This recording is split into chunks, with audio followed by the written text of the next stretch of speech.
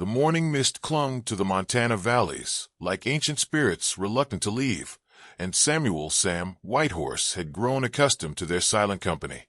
At 52, he had spent the last 15 years of his life in relative isolation on his 800-acre ranch, tending to injured animals and the occasional human who found their way to his remote property seeking help. His weathered hands, scarred from countless emergencies, carried a gentleness that had saved more lives than he could count. Sam wasn't a doctor, not officially. He'd been a paramedic in Denver for nearly 2 decades before a devastating accident that claimed his partner and best friend drove him to seek solace in the wilderness. But knowledge, once gained, doesn't simply disappear. His small ranch house had been converted into a makeshift clinic, complete with veterinary supplies, basic medical equipment, and an extensive library of healing practices he'd accumulated over the years. The locals in the nearby town of Cedar Ridge knew him as the Hermit Healer, a man who asked no questions, charged no fees, and could stitch up a wound or deliver a calf with equal skill. Some whispered that he was running from something. Others believed he was blessed with a gift. Sam preferred it when they whispered about the latter, though he knew the former held more truth. What none of them knew was that Sam carried native blood himself, a quarter Cherokee from his grandmother's line, a heritage he'd buried along with so many other parts of his past. It was a connection he'd never explored, a door he'd kept firmly closed, until the day it was forced open by necessity and circumstance. That day arrived with the autumn rains, when the boundary between seasons blurred like watercolors on wet paper, and Destiny walked up his gravel driveway on unsteady feet. But before we begin, leave a like, subscribe to the channel, and tell us where you're listening from. Sam was treating a horse with a wounded leg when he heard the desperate knocking at his front door. It was barely past dawn, the kind of hour when only emergencies pulled people from their beds. He'd learned to recognize the different types of knocks over the years: the frantic pound of a parent with a hurt child, the steady rap of a rancher with an injured animal, the hesitant tap of someone ashamed to ask for help. This knock carried desperation laced with exhaustion. Through the window, he saw a young woman leaning heavily against his porch railing. She was Native American, probably in her 20s, with long black hair that hung in tangles around her pale face. What struck him most was the careful way she held herself, as if every movement caused pain, and the small bundle she clutched against her chest. A baby, he realized, wrapped in a colorful blanket. Sam opened the door and immediately recognized the signs of severe illness. The woman's skin had a grayish pallor, her lips were cracked and dry, and her breathing was shallow and labored. But her dark eyes burned with fierce determination. "Please," she whispered in accented English, her voice barely audible. "My baby, she's sick. They said in town, you help people." Before Sam could respond, the woman's knees buckled. He caught her just as she collapsed, feeling the fragile weight of both mother and child in his arms. The baby began to cry, a weak, reedy sound that sent alarm bells through Sam's mind. "Jesus," he muttered, carrying them both inside. "What have you gotten yourself into, Sam?" He laid the woman on his examination table and immediately began his assessment. High fever, signs of dehydration, possible infection. The baby, a girl of perhaps 6 months, was also running a fever and showed signs of respiratory distress. "What's your name?" Sam asked gently as he checked the woman's vital signs. "Aiyana," she managed. "My daughter, Nayeli." Beautiful names. "I'm Sam." He wrapped a blood pressure cuff around her arm. "How long have you been sick, Aiyana?" 3 days. Maybe 4. She struggled to sit up. "We have no money. No insurance. The hospital in Billings." "Easy now," Sam said, gently pressing her back down. "Money isn't something we worry about here. Let me take care of you both." Over the next hour, Sam worked with the focused intensity that had made him one of Denver's best paramedics. Both mother and daughter had severe respiratory infections that had progressed dangerously close to pneumonia. He started them both on antibiotics from his carefully maintained supply, set up 4 fluids for Aiyana, and created a makeshift humidifier to help their breathing. As he worked, Aiyana drifted in and out of consciousness, but during her lucid moments, she watched him with a curious intensity that made Sam uncomfortable. There was something in her gaze, recognition, perhaps, or a deeper knowing that he couldn't quite place. "You have good hands," she said during one of her conscious periods, as Sam checked Naeli's temperature. "Healing hands. It's in your blood." Sam paused. "I'm just a rancher who knows a little first aid." Aiyana's lips curved in the faintest smile. "No, you carry the old ways, even if you don't know it. I can see it in how you touch, how you listen. You don't just treat the body, you treat the spirit." The observation unsettled Sam more than he cared to admit. He'd always been intuitive with patients, able to sense things that other medics missed, but he'd attributed it to experience and training. The idea that it might be something deeper, something inherited, was a territory he wasn't ready to explore. "Rest now," he said. "You need to get your strength back." But as he prepared a bed for them in his spare room, Sam found himself thinking about his grandmother, Evelyn Whitehorse.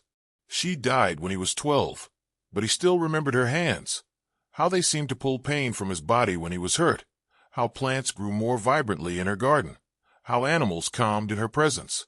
His father had always dismissed it as old wives' tales, but Sam had felt the truth of it, even as a child.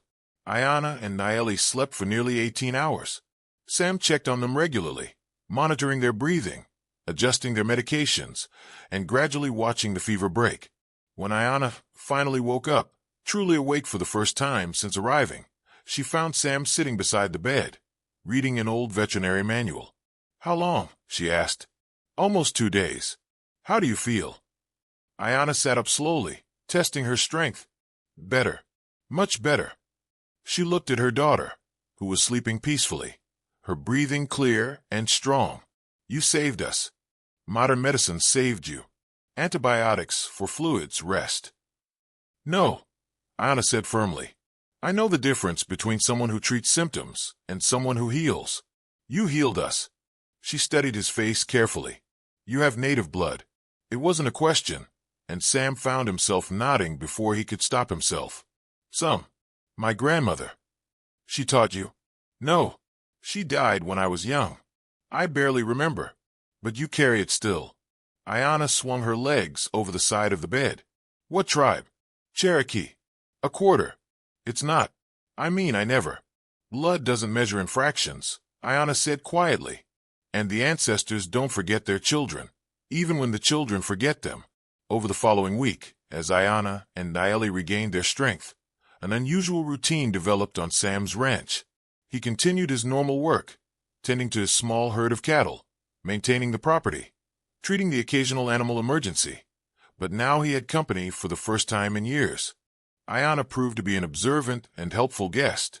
She cooked traditional foods that filled the house with unfamiliar but comforting aromas, helped with the animals, who seemed to calm in her presence as they had with his grandmother, and began to share stories of her people, the Blackfeet nation, whose reservation lay several hours north. "Why were you traveling alone with a sick baby?" Sam asked one evening as they sat on his porch, watching the sunset paint the mountains gold and crimson. Aiyana was quiet for a long moment, nursing Naeli. "I left the reservation after my husband died," she finally said. "His family, they blamed me for his death. Car accident, but I was supposed to be with him that day. Stayed home because Naeli was fussy." She paused. "Grief makes people cruel sometimes." "I'm sorry. I thought I could make it in Billings. Get a job, find childcare. But with no education, no references." She shrugged. "When we got sick, I remembered hearing about the healer rancher. People talk, even on the reservation. They say you don't turn anyone away. They're right about that." Aiyana studied his profile in the fading light. "Why?" Sam considered the question. "Because everyone deserves help when they need it, no matter who they are or where they come from." "That's not the whole truth." He looked at her sharply. "What do you mean?" "You're not just helping us out of kindness. You're running from something, and helping others. It eases the pain you carry." The accuracy of her observation hit Sam like a physical blow. She was right, of course. Every life he saved, every wound he healed, was a small step toward balancing the scales of his guilt over his partner's death.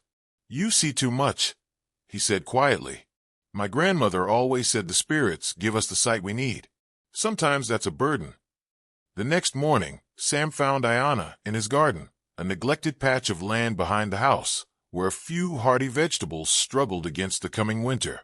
She was kneeling among the dying plants, her hands moving over them with practiced skill. "What are you doing?" "Gathering medicine," she said without looking up.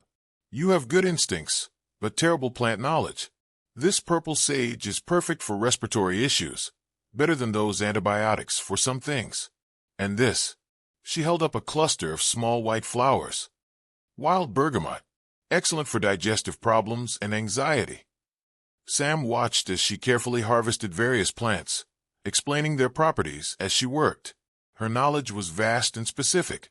Which part of each plant to use, when to harvest for maximum potency, how to prepare them for different ailments. "Where did you learn all this?" "My grandmother was a medicine woman. She started teaching me when I was 5. Aiyana's voice carried both pride and sadness. "The young people on the reservation, most aren't interested anymore. They want modern medicine, modern ways. They think the old knowledge is superstition." "Is it?" Aiyana looked at him seriously. "You tell me. You've been using these same plants without knowing it. That tea you've been making for your horse's arthritis. You're using willow bark and devil's claw root. Your grandmother taught you that, even if you don't remember the lesson." Sam felt a chill of recognition. She was right. He'd been making that particular tea for years, following an instinct he couldn't explain, and it worked better than any commercial pain reliever he'd tried. "Show me," he said. What followed was the beginning of an education that would transform not just Sam's healing practice, but his understanding of himself and his place in the world. Aiyana began teaching him the traditional ways of plant medicine, not just which plants to use, but how to approach them with respect, how to harvest sustainably, how to combine them for maximum effectiveness. She taught him about the 4 directions and their meanings, about the medicine wheel and the balance of all living things. She showed him how to prepare tinctures and poultices, how to read the signs that plants gave about their readiness, how to offer tobacco and prayers before taking what was needed. "The spirits of the plants," she explained as they worked together in the garden. "They want to help us heal, but we must ask permission, and we must take only what we need." Sam found himself remembering fragments of conversations with his grandmother, words he dismissed as the ramblings of an old woman, but which now revealed themselves as profound wisdom. The land itself seemed to respond to this new understanding. Plants that had struggled in his garden began to flourish. Animals that had been skittish around him grew calm and trusting. But perhaps most importantly, something inside Sam began to heal as well. The constant weight of guilt he'd carried since his partner's death didn't disappear, but it began to transform into something else, a sense of purpose, of connection to something larger than his own pain. "You're different," Aiyana observed one evening as they prepared a batch of willow bark tea for a neighbor's arthritic cow. "Lighter somehow." "I feel different," Sam admitted, "like I'm remembering something I'd forgotten I knew." "That's the ancestors welcoming you home." As autumn progressed toward winter, word of the partnership between the hermit healer and the native woman began to spread through the surrounding communities. People came from farther distances, drawn by stories of remarkable healings that combined modern medical knowledge with ancient plant wisdom. Sam's kitchen table became a classroom where Aiyana taught him to identify dozens of medicinal plants, their seasons, their preparations, and their spiritual significance. His barn housed drying herbs and bubbling tinctures. His spare bedroom had become a repository of traditional knowledge that hadn't been written down in books, but lived in the memory and experience of indigenous peoples. "The pharmaceutical companies," Aiyana said one day as they prepared a echinacea tincture, "they've made billions from plants our people have used for thousands of years. But they take the active compound, synthesize it, patent it, and sell it back to us at 100 times the cost. That doesn't seem right. It's not just about money. When you isolate one compound from a plant, you lose the wisdom of the whole. Plants are communities. All their compounds work together in ways science is just beginning to understand." Sam nodded, thinking of how much more effective Aiyana's plant combinations were than the isolated medications he'd been using. Is that why the traditional medicines work better sometimes? That's part of it, but it's also about intention, about relationship. When we gather plants with respect, when we prepare them with prayer, when we give them with love, that energy is part of the medicine too. The concept challenged everything Sam had learned in his medical training, yet he couldn't argue with the results. Patients who had struggled with chronic conditions for years found relief through Aiyana's remedies. Animals responded faster to treatments that combined modern veterinary care with traditional plant medicine. But their growing reputation also brought unwanted attention. Dr. Margaret Harrison from the county health department arrived on a cold December morning, accompanied by a stern-looking man in a business suit who introduced himself as a representative from the state medical board. "Mr. Whitehorse," Dr. Harrison said, consulting a clipboard, "we've received reports that you're practicing medicine without a license." Sam felt Aiyana tense beside him. They'd been expecting this visit, but it still sent a chill through him. "I'm not practicing medicine," Sam said carefully. "I provide first aid and veterinary care. I refer serious cases to licensed physicians." "And what about your assistant?" The medical board representative gestured toward Aiyana. "We understand she's been dispensing herbal remedies to patients." "Traditional plant knowledge isn't regulated," Aiyana said calmly. "I'm sharing information about plants my people have used for generations." "Without proper training or oversight," Dr. Harrison replied. "That's dangerous." Sam felt his temper rising. Dangerous? In the 3 months since Aiyana's been here, we've helped dozens of people. No one's been harmed. If anything, we've prevented several medical emergencies by catching problems early. "The point is," the suit said, "you're operating outside the established medical system. That creates liability issues for the county." What followed was a tense hour of questions, inspections, and thinly veiled threats. The officials left with warnings about continuing their current practices and promises of future monitoring. "They're scared," Aiyana said after the officials left. "Of what?" "Of losing control. Of people learning they don't need big hospitals and expensive drugs for every ailment. Of indigenous knowledge being respected and valued." Sam sank into a chair, feeling the weight of potential legal troubles. Maybe they're right.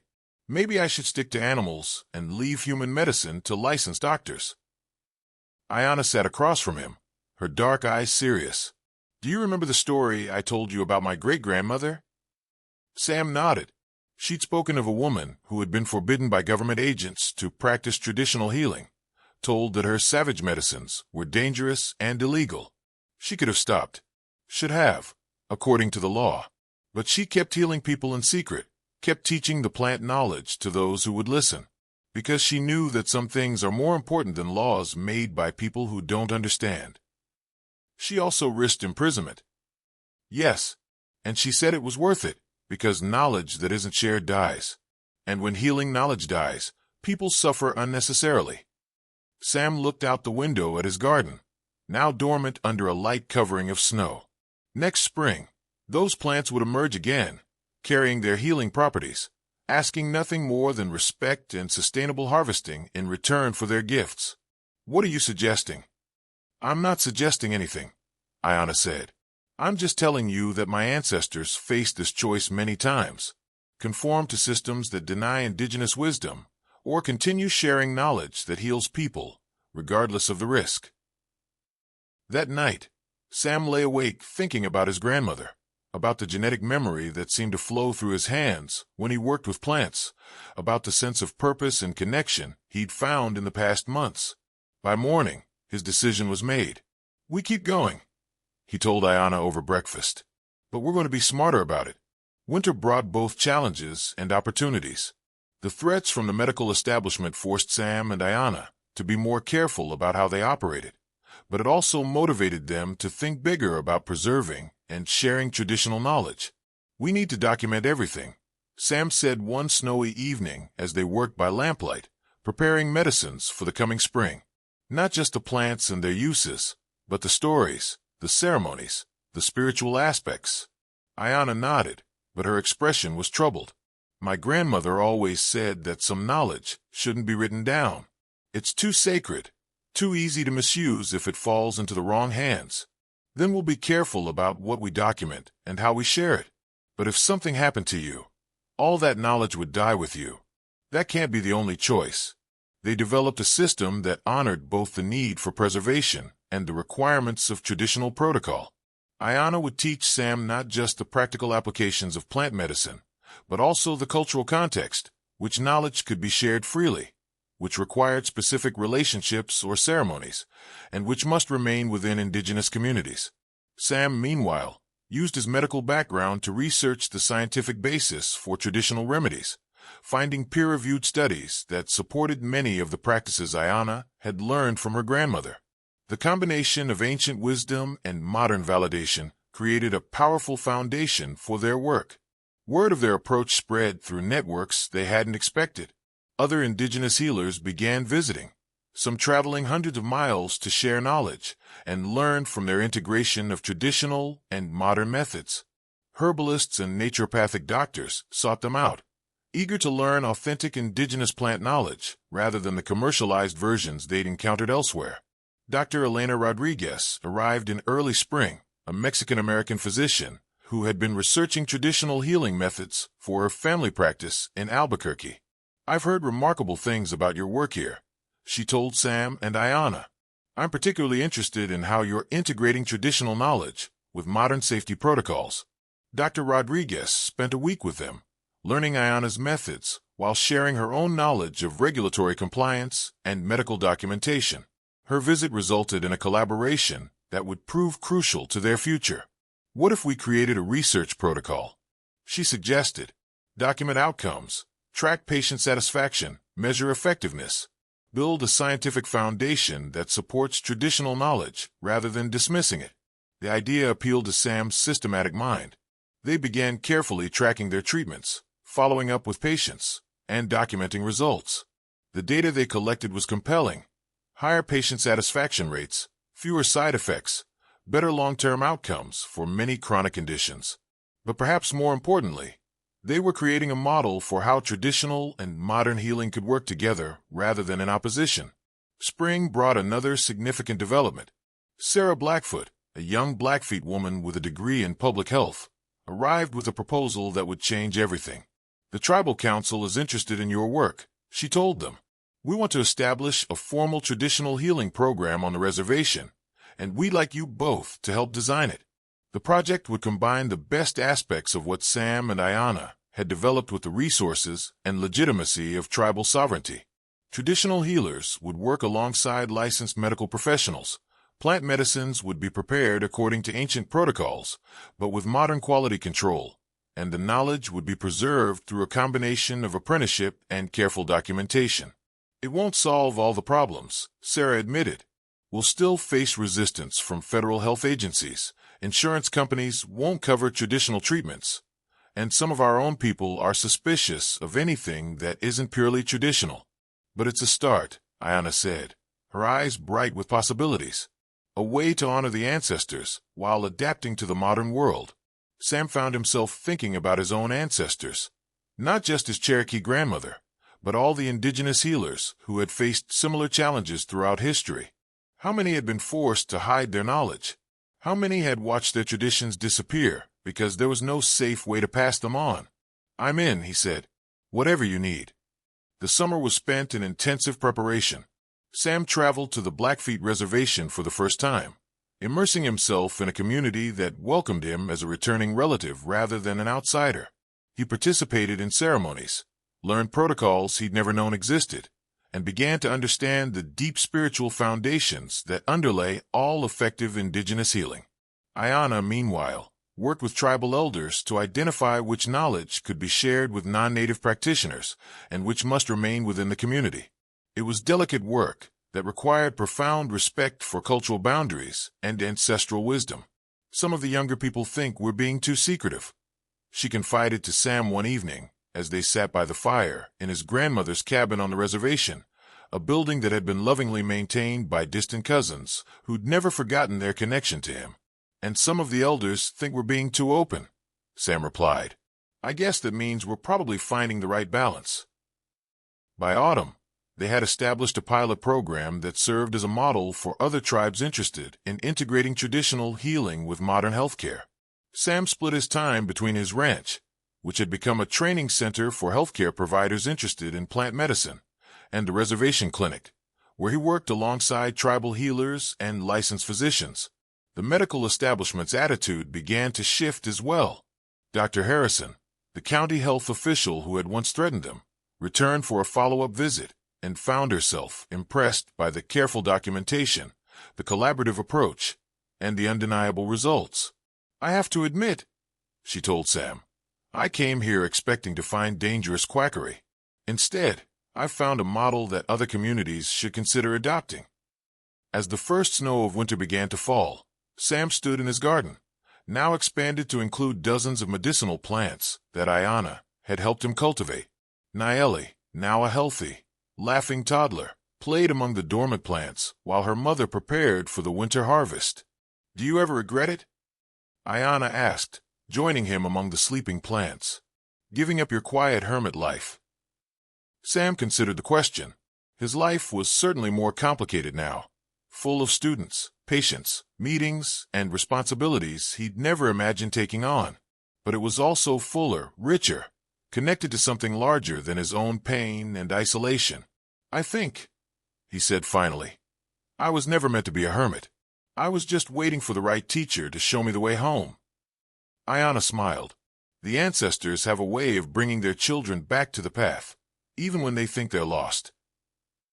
As they walked back toward the house, Sam felt the presence of his grandmother walking beside them, not as a ghost or a memory, but as a living part of the knowledge and wisdom that flowed through his hands when he worked with plants, when he touched a fevered brow, when he helped someone find their own path toward healing. The work would continue, expanding and growing, adapting to new challenges while remaining rooted in ancient wisdom. Other communities would learn from their model. Other healers would find ways to bridge the gap between tradition and modernity. Other lost children would find their way home to the knowledge of their ancestors. But for now, it was enough to know that the knowledge would survive, that the plants would continue to offer their gifts, and that somewhere in the vast network of healing that connected all living things, he had found his place and his purpose. The hermit healer had become something more, a bridge between worlds, a keeper of ancestral wisdom, a living proof that the old ways and the new could work together to heal not just individual bodies, but the deeper wounds that separated communities, cultures, and ways of knowing. In the warm light of his kitchen, as Aiyana prepared the evening's lessons and Nayeli played with wooden toys carved by reservation artisans, Sam opened his journal and began documenting the day's work. Each entry was part of a larger story, not just of plants and healing, but of what happened when people were willing to cross the boundaries that divided them and learn from each other's wisdom. It was a story that was still being written and would continue long after he was gone, carried forward by all the lives it had touched and all the healers it would inspire. If you like this story, leave your opinion in the comments and, of course, leave a like and subscribe.